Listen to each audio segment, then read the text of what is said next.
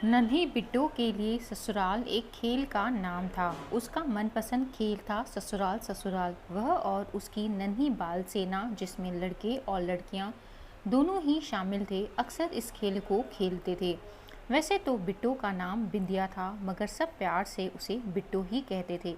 बिट्टू की मम्मी सरिता उसकी गुड़िया को बहुत ही सुंदर कपड़े पहनाती, सजाती, और बिट्टू को भी बहुत मज़ा आता था उसे सजाने में, संवारने में। इसलिए शादी में दुल्हन उसकी ही गुड़िया बनती थी। बाकायदा बाजे गाजे के साथ बारात आती, शादी होती, फिर गुड़िया की विदाई भी होती। मगर बिट्टू भी उसके साथ ससुराल चली जाती। अक्सर दूल्हा बनता था सौरभ का गुड्डा। कुछ देर बाद बिट्टू अपनी गुड़िया को लेकर फिर घर आ जाती, और अपनी गुड़िया फिर वो किसी को नहीं देती।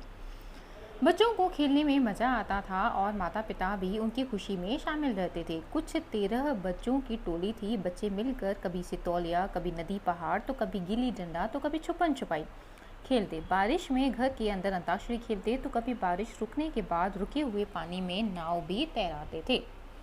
पूरी कॉलोनी के लोग बिट्टू को बहुत प्यार करते थे, और वह थी भी इतनी प्यारी, गोल मटोल और गोंड वर्ण, कंजी आँखों वाली, जिसके भूरे रेशमी बाल हमेशा सलीके से क्लिप से बंधे भी रहते थे। भोली भाली मासूम, सबके साथ मिलजुल कर रहती थी। उसकी बोली इतनी मीठी थी कि सबको अपना बना लेती थी। माता पिता और अपने बड़े भैया की आज्ञाकारी थी। पढ़ाई के समय मन लगाकर पढ़ती भी थी, और हमेशा प्रथम आती थी। वह चौथी कक्षा में पढ़ती थी तब उसके भाई उज्जवल की सगाई निश्चित हो गई। बिट्टू उसके भाई से 12 साल छोटी थी। बड़ी मान मंगत के बाद हुई थी, इसलिए सबकी लाडली भी थी।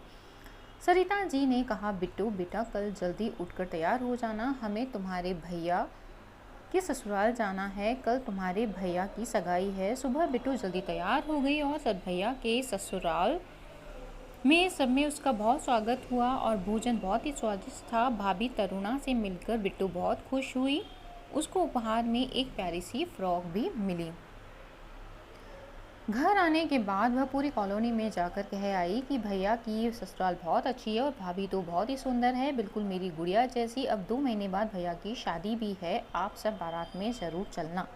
2 महीने कैसे निकल गए किसी को पता ही नहीं चला। बहुत ही धूमधाम के साथ उज्जवल की शादी भी हो गई, और बच्चों की गर्मियों की छुट्टियां थीं, इसलिए पढ़ाई की चिंता नहीं थी। सभी बच्चे बहुत बहुत खुश थे। फिर वह घड़ी आ गई जब उसकी भाभी सरिता की विदाई थी, और सब बहुत ही रो रहे थे। उसकी माँ का रोना तो रुक ही नहीं रहा था। तब बिट्टू ने उसके आंसू पोंछे और बोली, आप रो मत, हमारे साथ चलो, थोड़ी देर बाद भाभी को लेकर आ जाना। हम जब खेलते हैं तो ऐसा ही करते हैं। मैं अपनी गुड़िया किसी के यहाँ नहीं छोड़ती हूँ। बिट्टू की इस मासूम बातें सुनकर आंसुओं के साथ यामिनी जी के चेहरे पर भी एक मुस्कान सी आ गई, और भी क्या कहती फिर बिट्टू से, कैसे समझाती कि बेटा यह कोई खेल नहीं है, ये तो हकीकत है, आज मेरी बेटी पराई हो रही है। उन्होंने बस इतना ही कहा, बिट्टू अपनी भाभी का ख्याल रखना, ध्यान रखोगी ना, उसे रोने मत देना। मैं अपनी भाभी का ध्यान रखूंगी और उनके साथ खेलूंगी भी, कभी रोने नहीं दूंगी, आप रो मत। उसकी मासूम बातों पर सभी को प्यार आ जाता था। बहुत ही भोली थी बिट्टू। बिट्टू अपनी भाभी का पूरा ध्यान रखती। तरुणा अपने ससुराल में बहुत बहुत खुश थी। एक दिन फिर सब बैठे हुए बातें कर रहे थे। एक दिन पहले ही बच्चों की टोली ने ससुराल ससुराल खेल भी खेला था, और इस बार बिट्टू की गुड़िया को तरुणा ने सजाया था। बिट्टू ने पूछा, भाभी आपको कल खेल में कितना मज़ा आया? तरुणा ने कहा, मज़ा तो आया, मगर थोड़ा कम। जब आप दुल्हन बनोगी ना, तब आपको मैं सजाऊंगी, बहुत ही सुंदर सजाऊंगी। फिर मजाक की मुद्रा में बोली, मम्मी जी अब बिट्टू की शादी कर देते हैं। सब हंस दिए। बिट्टू ने कहा, ना बाबा ना, मुझे नहीं जाना ससुराल। माँ ने कहा, मगर बेटा ससुराल तो सभी को जाना होता है। कल तुम्हारी गुड़िया भी ससुराल गई थी ना, तो ठीक है, मेरी सौरभ से शादी कर देना, मेरे साथ चलना, और फिर मुझे वापस लेकर आना। बात बहुत ही सुलभ रूप से बिट्टू के मुंह से निकल गई थी। बिट्टू के पापा रजनीश ने कहा कि तुम दोनों मेरी बेटी को क्यों परेशान कर रही हो? अभी तो मेरी बिटिया को बहुत पढ़ाई करनी है ना बिट्टू? बिट्टू आपने पापा की गोदी में फिर चढ़कर बैठ गई। समय तेजी से भागता रहा। बिट्टू ने MA MCA कर दिया, और विद्यालय में उसकी नौकरी भी लग गई। अब सबको उसकी शादी की चिंता थी। सब जानते थे बिट्टू बहुत ही भोली और भावुक है। उसके लिए ऐसा घरवार ढूंढना पड़ेगा जो उसकी भावनाओं को समझे और उसे खुश भी रखे। कई लड़के देखे, कहीं परिवार नहीं जमा, तो कहीं लड़का पसंद नहीं आया, तो कहीं पत्रिका नहीं मिली। रजनीश जी ने एक मित्र में एक रिश्ता बताया था। रजनीश जी के एक मित्र ने रिश्ता बताया था। परिवार बहुत ही अच्छा था और लड़के विनायक की विदेश में एक अच्छी कंपनी में नौकरी भी थी। विनायक ने किसी विवाह समारोह में बिट्टू को देखा था, तो उसे बिट्टू बहुत पसंद आ गई थी। 2 दिन बाद से वे प्रस्ताव लेकर आ रहे हैं। सरिता जी को चिंता हो रही थी कि वे अपनी लाडली को इतना दूर कैसे भेजेंगी।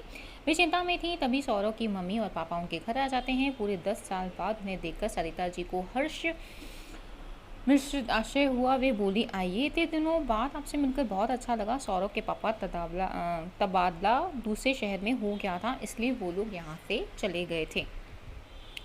राजेश जी ने कहा कि एक रिश्तेदार के यहाँ शादी में गए थे, आप सबकी बहुत याद आ रही थी, तो सोचा आपसे भी मिलते हुए चलें।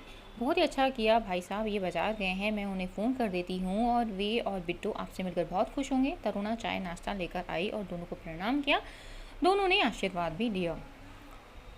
सरिता जी बोली, भाभी जी, अब तो सौरव की शादी हो गई होगी, क्या कर रहा है, बहू कैसी है? अरे भाई, एक साथ इतने सारे प्रश्न पूछोगी, आराम से बैठने तो दो, कहते हुए रजनीश जी भी अंदर आ गए। नलिनी जी, सौरव बैंक नौकरी में नौकरी कर रहा है, उसकी शादी अभी नहीं हुई है, कहीं पत्रिका नहीं मिलती है, तो कहीं लड़की उसे पसंद नहीं आती है। यानी सौरव की भी शादी नहीं हुई है और वहाँ बिट्टू की भी शादी नहीं हुई है। खैर, बिट्टू कहाँ है? क्या वह ससुराल चली गई? बिट्टू नहीं नहीं, उसका भी यही हाल है। आप तो जानती हैं बिट्टू कितनी बुरी हाली है और उसके लायक कोई रिश्ता मिल ही नहीं रहा है। 2 दिन बाद उसे देखने के लिए वैसे मेहमान आ रहे हैं। लड़का विदेश में है, बिट्टू को लेकिन अभी बताया नहीं है। मेरा दिल तो बैठा जा रहा है कि मैं इतना दूर अपनी बेटी को कैसे भेजूंगी। सरिता जी ने कहते हुए थोड़ी सी रोमांच सी हो गई थी। रजनी जी बोले, सरिता, मन को कड़ा करना पड़ेगा, लड़की को हम लोग घर में तो नहीं बिठा सकते, तो क्या इतनी दूर भेज दें? भाई साहब, भाभी जी, क्या आप मेरी बिट्टू को नहीं अपना सकते? सौरव और बिट्टू एक दूसरे को अच्छे से जानते हैं। बात अनायास ही भावेश में निकली थी, मगर सबके चेहरे खिल गए थे। नलिनी ने कहा, ऐसा तो कभी हमने सोचा ही नहीं, मगर आपने बहुत ही अच्छी बात कही है। मुझे तो बिट्टू बहुत प्यारी लगती है। और राजीव जी और रजनीश जी ने भी अपनी सहमति दी और बिट्टू स्कूल से आई तो दोनों ने मिलकर बहुत ही खुशी हुई।